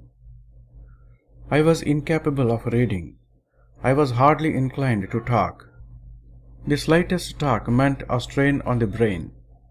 All interest in living had ceased, as I have never liked to live for the sake of living. It was such an agony to live on, in that helpless state, doing nothing, receiving the service of friends and co-workers, and watching the body slowly wearing away. Whilst I lay thus, ever expectant of death, Dr. Talwalkar came one day with a strange creature. He hailed from Maharashtra. He was not known to fame, but the moment I saw him, I found that he was a crank like myself. He had come to try his treatment on me. He had almost finished his course of studies in the Grant Medical College without taking the degree. Later, I came to know that he was a member of the Brahmo Samaj. Sergeant Kelkar, for that is his name, is a man of an independent and obstinate temperament. He swears by the ice treatment which he wanted to try on me. We gave him the name of the Ice Doctor. He is quite confident that he has discovered certain things which have escaped qualified doctors. It is a pity both for him and me that he has not been able to infect me with his faith in his system. I believe in his system up to a certain point, but I am afraid he has been hasty in arriving at certain conclusions. But whatever may be the merits of his discoveries, I allowed him to experiment on my body. I did not mind external treatment. The treatment consisted in the application of ice all over the body. Whilst I am unable to endorse his claim about the effect his treatment had on me, it certainly infused in me a new hope and a new energy, and the mind naturally reacted on the body. I began to have an appetite and to have a gentle walk for 5 to 10 minutes. He now suggested a reform in my diet. Said he, "I assure you that you will have more energy and regain your strength quicker if you take raw eggs. Eggs are as harmless as milk. They certainly cannot come under the category of meat. And do you know that all eggs are not fertilized? There are sterilized eggs on the market." I was not, however, prepared to take even the sterilized eggs, but the improvement was enough to give me interest in public activities. Friends and doctors assured me that I should recuperate quicker by a change to Matheran, so I went there. But the water at Matheran being very hard, it made my stay there extremely difficult. As a result of the attack of the dysentery that I had, my anal tract had become extremely tender, and owing to fissures, I felt an excruciating pain at the time of evacuation, so that the very idea of eating filled me with dread. Before the week was over, I had to flee from Matheran. Shankarlal Banker was now constituted himself the guardian of my health and pressed me to consult Dr. Dalal. Dr. Dalal was called accordingly. His capacity for taking instantaneous decisions captured me. He said, "I cannot rebuild your body unless you take milk. If in addition you would take iron and arsenic injections, I would guarantee fully to renovate your constitution." "You can give me the injections," I replied, "but milk is a different question. I have a vow against it." "What exactly is the nature of your vow?" the doctor inquired. I told him the whole history and the reasons behind my vow, how, since I had come to know that the cow and the buffalo were subjected to the process of puka, I had conceived a strong disgust for milk. Moreover, I had always held that milk is not the natural diet of man. I had therefore abjured its use altogether. Kasturbai was standing near my bed, listening all the time to this conversation. "But surely you cannot have any objection to goat's milk then," she interposed. The doctor too took up the strain. "If you will take goat's milk, it will be enough for me," he said. I succumbed. My intense eagerness to take up the Satyagraha fight had created in me a strong desire to live, and so I contented myself with adhering to the letter of my vow only, and sacrificed its spirit. For although I had only the milk of the cow and the she-buffalo in mind when I took the vow, by natural implication it covered the milk of all animals. Nor could it be right for me to use milk at all, so long as I held that milk is not the natural diet of man. Yet, knowing all this, I agreed to take goat's milk. The will to live proved stronger than the devotion to truth, and for once the votary of truth compromised his sacred ideal by his eagerness to take up the Satyagraha fight. The memory of this action even now rankles in my breast and fills me with remorse, and I am constantly thinking how to give up goat's milk. But I cannot yet free myself from that subtlest of temptations, the desire to serve, which still holds me. My experiments in dietetics are dear to me as a part of my researches in ahimsa. They give me recreation and joy. But my use of goat's milk today troubles me not from the viewpoint of dietetic ahimsa so much as from that of truth, being no less than a breach of a pledge. It seems to me that I understand the ideal of truth better than that of ahimsa, and my experience tells me that if I let go my hold of truth, I shall never be able to solve the riddle of ahimsa. The ideal of truth requires that vows taken should be fulfilled in the spirit as well as the letter. In the present case, I killed the spirit, the soul of my vow, by adhering to its outer form only, and that is what galls me. But in spite of this clear knowledge, I cannot see my way straight before me. In other words, perhaps I have not the courage to follow the straight course. Both at bottom mean one and the same thing, for doubt is invariably the result of want or weakness of faith. "Lord, give me faith" is therefore my prayer day and night. Soon after I began taking goat's milk, Dr. Dalal performed on me a successful operation for fissures. As I recuperated, my desire to live revived, especially because God had kept work in store for me. I had hardly begun to feel my way towards recovery when I happened casually to read in the papers the Rowlatt Committee's report, which had just been published. Its recommendations startled me. Shankarlal Banker and Umar Sobani approached me with the suggestion that I should take some prompt action in the matter. In about a month, I went to Ahmedabad. I mentioned my apprehensions to Vallabhbhai, who used to come to see me almost daily. "Something must be done," said I to him. "But what can we do in the circumstances?" he asked in reply. I answered, "If even a handful of men can be found to sign the pledge of resistance, and the proposed measure is passed into law in defiance of it, we ought to offer Satyagraha at once. If I was not laid up like this, I should give battle against it all alone and accept others to follow suit. But in my present helpless condition, I feel myself to be altogether unequal to the task." As a result of this talk, it was decided to call a small meeting of such persons as were in touch with me.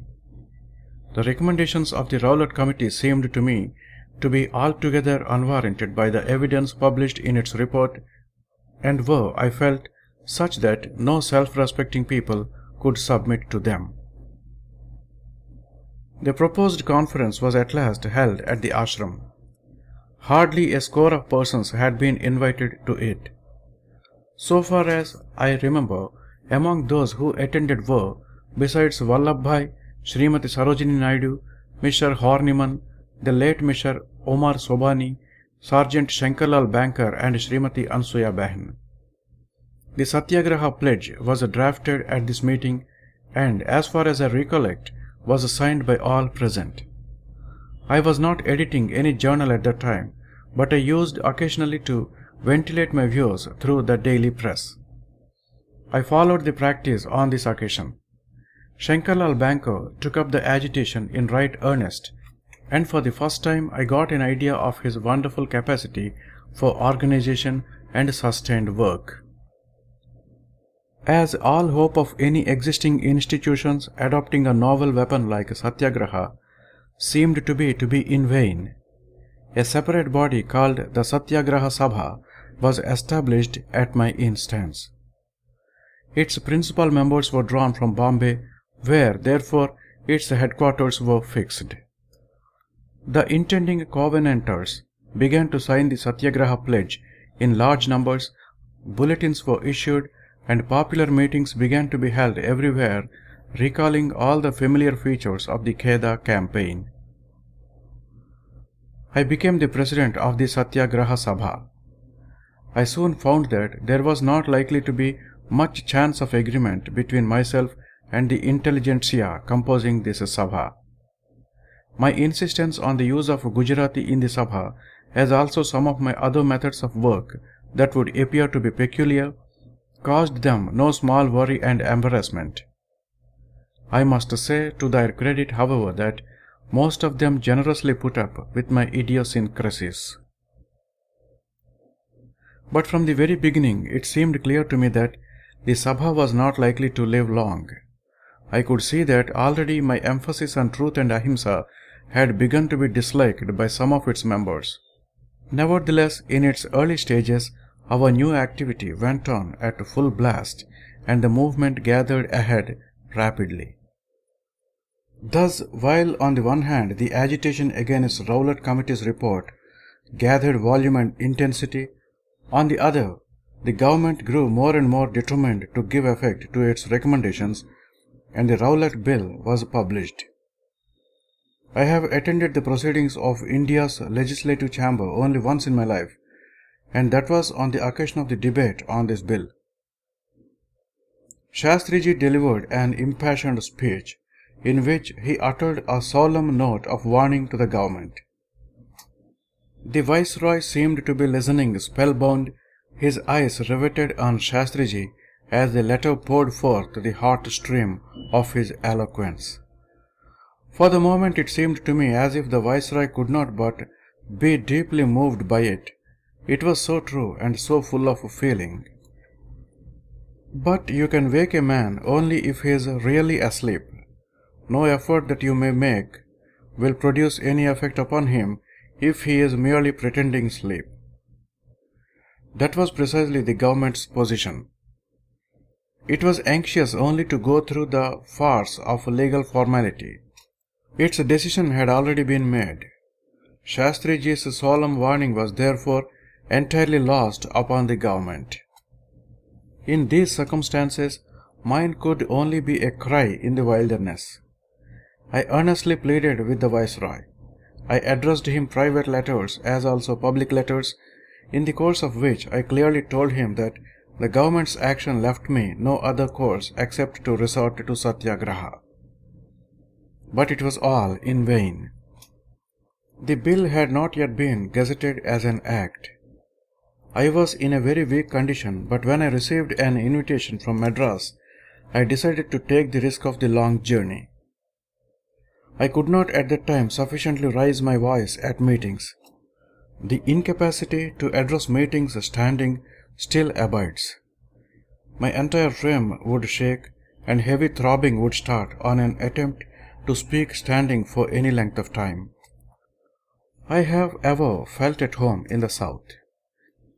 Thanks to my South African work, I felt I had some sort of a special right over the Tamils and Telugus, and the good people of the South have never belied my belief.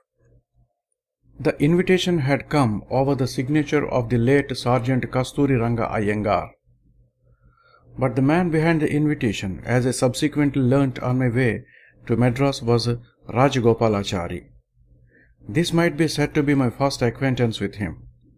At any rate, this was the first time that we came to know each other personally.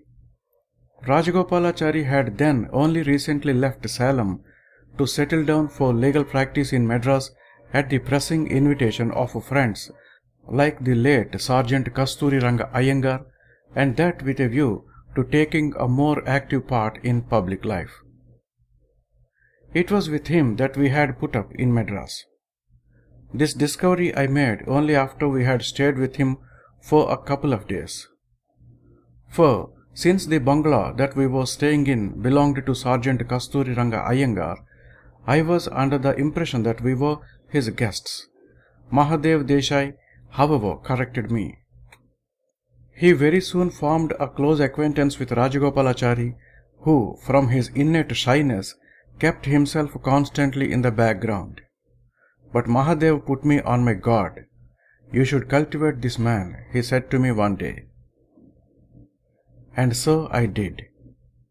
We daily discussed together plans of the fight, but beyond the holding of public meetings, I could not then think of any other program. I felt myself at a loss to discover how to offer civil disobedience against the Rowlatt Bill if it was finally passed into law. One could disobey it only if the government gave one the opportunity for it. Failing that, could we civilly disobey other laws? And if so, where was the line to be drawn? These and a host of similar questions formed the theme of these discussions of ours. Sergeant Kasturi Ranga Iyengar called together a small conference of leaders to thrash out the matter. Among those who took a conspicuous part in it was Sergeant Vijay Raghavachari. He suggested that I should draw up a comprehensive manual of the science of Satyagraha, embodying even minute details. I felt the task to be beyond my capacity, and I confessed as much to him. While these cogitations were still going on, news was received that the Rowlatt Bill had been published as an act. That night I fell asleep while thinking over the question. Towards the small hours of the morning I woke up somewhat earlier than usual. I was still in that twilight condition between sleep and consciousness when suddenly the idea broke upon me. It was as if in a dream. Early in the morning I related the whole story to Rajagopalachari. The idea came to me last night in a dream that we should call upon the country to observe a general hartal. Satyagraha is a process of self-purification, and ours is a sacred fight, and it seems to me to be in the fitness of things that it should be commenced with an act of self-purification. Let all the people of India, therefore, suspend their business on that day and observe the day as one of fasting and prayer. The Mussalmans may not fast for more than one day, so the duration of the fast should be 24 hours. It is very difficult to say whether all the provinces would respond to this appeal of ours or not, but I feel fairly sure of Bombay, Madras, Bihar and Sindh. I think we should have every reason to feel satisfied, even if all these places observe the hartal fittingly. Rajagopalachari was at once taken up with my suggestion. Other friends too welcomed it when it was communicated to them later. I drafted a brief appeal. The date of the hartal was first fixed on the 30th March 1919, but was subsequently changed to 6th April. The people thus had only a short notice of the hartal. As the work had to be started at once, it was hardly possible to give longer notice. But who knows how it all came about? The whole of India from one end to the other, towns as well as villages, observed a complete hartal on that day. It was a most wonderful spectacle. After a short tour in South India, I reached Bombay, I think on the 4th April, having received a wire from Sergeant Shankarlal Banker asking me to be present there for the 6th of April celebrations. But in the meanwhile, Delhi had already observed the Hartal on the 30th March. The word of the late Swami Shraddhanand Ji and Hakim Ajmal Khan Sahib was law there. The wire about the postponement of the Hartal till the 6th of April had reached there too late. Delhi had never witnessed a Hartal like that before. Hindus and Muslims seemed united like one man. Swami Shraddhanand Ji was invited to deliver a speech in the Juma Masjid, which he did. All this was more than the authorities could bear. The police checked the Hartal procession as it was proceeding towards the railway station and opened fire, causing a number of casualties, and the reign of repression commenced in Delhi. Shraddhanand Ji urgently summoned me to Delhi. I wired back, saying I would start for Delhi immediately after the 6th of April celebrations were over in Bombay.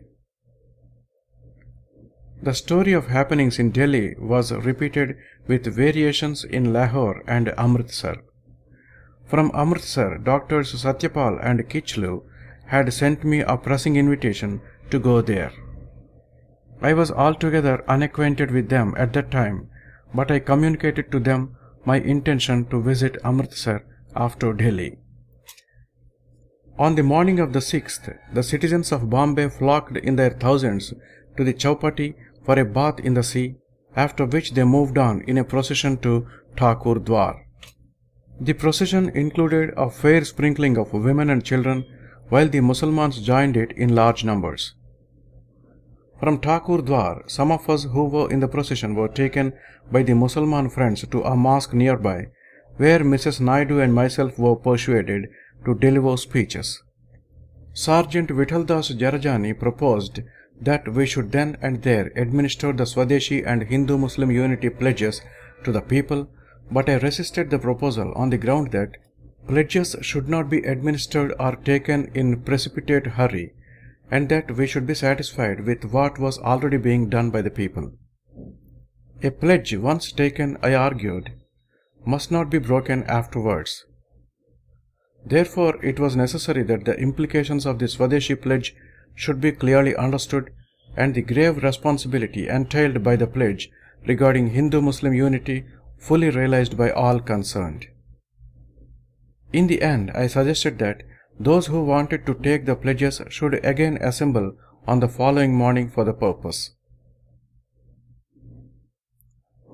Needless to say, the Hartal in Bombay was a complete success. Full preparation had been made for starting civil disobedience. 2 or 3 things had been discussed in this connection. It was decided that civil disobedience must be offered in respect of such laws only as easily lent themselves to being disobeyed by the masses. The salt tax was extremely unpopular, and a powerful movement had been for some time past going on to secure its repeal. I therefore suggested that the people might prepare salt from seawater in their own houses in disregard of their salt laws. My other suggestion was about the sale of proscribed literature. 2 of my books, namely Hind Swaraj and Sarvodaya, Gujarati adaptation of Ruskin's up to this last, which had been already proscribed, came handy for this purpose. To print and sell them openly seemed to be the easiest way of offering civil disobedience. A sufficient number of copies of the books were therefore printed, and it was arranged to sell them at the end of the monster meeting that was to be held that evening after the breaking of the fast. On the evening of the 6th, an army of volunteers issued forth accordingly with this prohibited literature to sell it among the people. Both Srimati Sarojini Devi and I went out in cars. All the copies were soon sold out.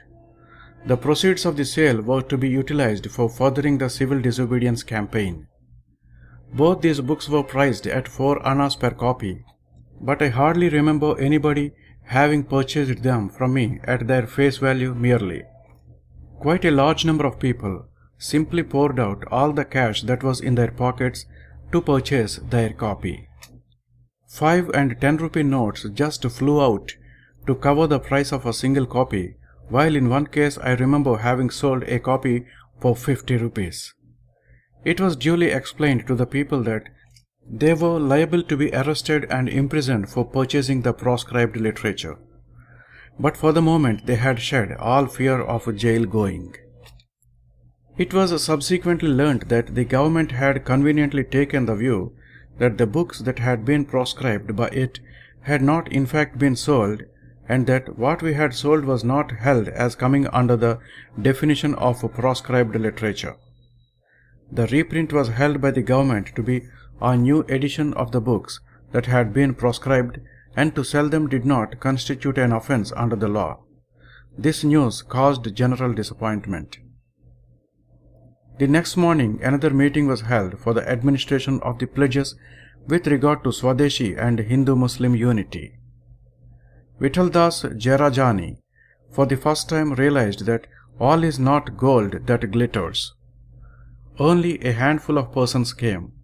I distinctly remember some of the sisters who were present on that occasion.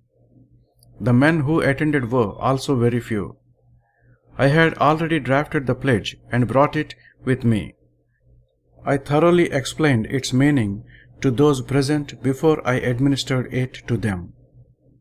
The paucity of attendance neither pained nor surprised me, for I have noticed this characteristic difference in the popular attitude, partially for exciting work, dislike for quiet constructive effort. The difference has persisted to this day. But I shall have to devote to this subject a chapter by itself. To return to the story. On the night of the 7th, I started for Delhi and Amritsar. On reaching Mathura on the 8th, I first heard rumors about my probable arrest. At the next stoppage after Mathura, Acharya Gidwani came to meet me and gave me definite news that I was to be arrested and offered his services to me if I should need them. I thanked him for the offer, assuring him that I would not fail to avail myself of it if and when I felt it necessary. Before the train had reached Palwal railway station, I was served with a written order to the effect that I was prohibited from entering the boundary of the Punjab, as my presence there was likely to result in a disturbance of the peace. I was asked by the police to get down from the train. I refused to do so, saying, I want to go to the Punjab in response to a pressing invitation, not to foment unrest, but to allay it. I am therefore sorry that it is not possible for me to comply with this order. At last the train reached Palwal. Mahadev was with me. I asked him to proceed to Delhi to convey to Swami Shraddhanand Ji the news about what had happened and to ask the people to remain calm. He was to explain why I had decided to disobey the order served upon me and suffer the penalty for disobeying it, and also why it would spell victory for our side if we could maintain perfect peace in spite of any punishment that might be inflicted upon me. At Palwal railway station, I was taken out of the train and put under police custody. A train from Delhi came in a short time. I was made to enter a third-class carriage, the police party accompanying. On reaching Mathura, I was taken to the police barracks, but no police official could tell me as to what they proposed to do with me or where I was to be taken next. Early at 4 o'clock the next morning, I was waked up and put in a goods train that was going towards Bombay. At noon, I was again made to get down at Savai Madhopur. Mr. Bowring, Inspector of Police, who arrived by the mail train from Lahore, now took charge of me. I was put in a first-class compartment with him, and from an ordinary prisoner I became a gentleman prisoner. The officer commenced a long panegyric of Sir Michael O'Dyer. Sir Michael had nothing against me personally, he went on, only he apprehended a disturbance of the peace if I entered the Punjab, and so on. In the end, he requested me to return to Bombay of my own accord and agree not to cross the frontier of the Punjab. I replied that I could not possibly comply with the order and that I was not prepared of my own accord to go back. Whereupon the officer, seeing no other course, told me that he would have to enforce the law against me. "But what do you want to do with me?" I asked him. He replied that he himself did not know, but was awaiting further orders. "For the present," he said, "I am taking you to Bombay." We reached Surat. Here I was made over to the charge of another police officer. "You are now free," the officer told me when we had reached Bombay. "It would, however, be better," he added, "if you get down near the marine lines, where I shall get the train stopped for you. At Colaba there is likely to be a big crowd." I told him that I would be glad to follow his wish. He was pleased and thanked me for that. Accordingly, I alighted at the marine lines. The carriage of a friend just happened to be passing by. It took me and left me at Ravashankar Jhaveri's place. The friend told me that the news of my arrest had incensed the people and roused them to a pitch of mad frenzy. "An outbreak is apprehended every minute near Paidhuni. The magistrate and the police have already arrived there," he added. Scarcely had I reached my destination when Umar Sobani and Ansuya Behn arrived and asked me to motor to Paidhuni at once. "The people have become impatient and are very much excited," they said. "We cannot pacify them. Your presence alone can do it." I got into the car. Near Paidhuni, I saw that a huge crowd had gathered. On seeing me, the people went mad with joy. A procession was immediately formed, and the sky was rent with the shouts of Vande Mataram and Allahu Akbar. At Paidhuni, we sighted a body of mounted police. Brickbats were raining down from above. I besought the crowd to be calm, but it seemed as if we should not be able to escape the shower of brickbats. As the procession issued out of Abdur Rahman Street and was about to proceed towards the Crawford Market, it suddenly found itself confronted by a body of the mounted police, who had arrived there to prevent it from proceeding further in the direction of the fort. The crowd was densely packed. It had almost broken through the police cordon. There was hardly any chance of my voice being heard in that vast concourse. Just then the officer in charge of the mounted police gave the order to disperse the crowd, and at once the mounted party charged upon the crowd, brandishing their lances as they went. For a moment I felt that I would be hurt, but my apprehension was groundless. The lances just grazed the car as the lancers swiftly passed by. The ranks of the people were soon broken, and they were thrown into utter confusion, which was soon converted into a rout. Some got trampled underfoot, others were badly mauled and crushed. In that seething mass of humanity, there was hardly any room for the horses to pass, nor was there an exit by which the people could disperse. So the lancers blindly cut their way through the crowd. I hardly imagine they could see what they were doing. The whole thing presented a most dreadful spectacle. The horsemen and the people were mixed together in mad confusion.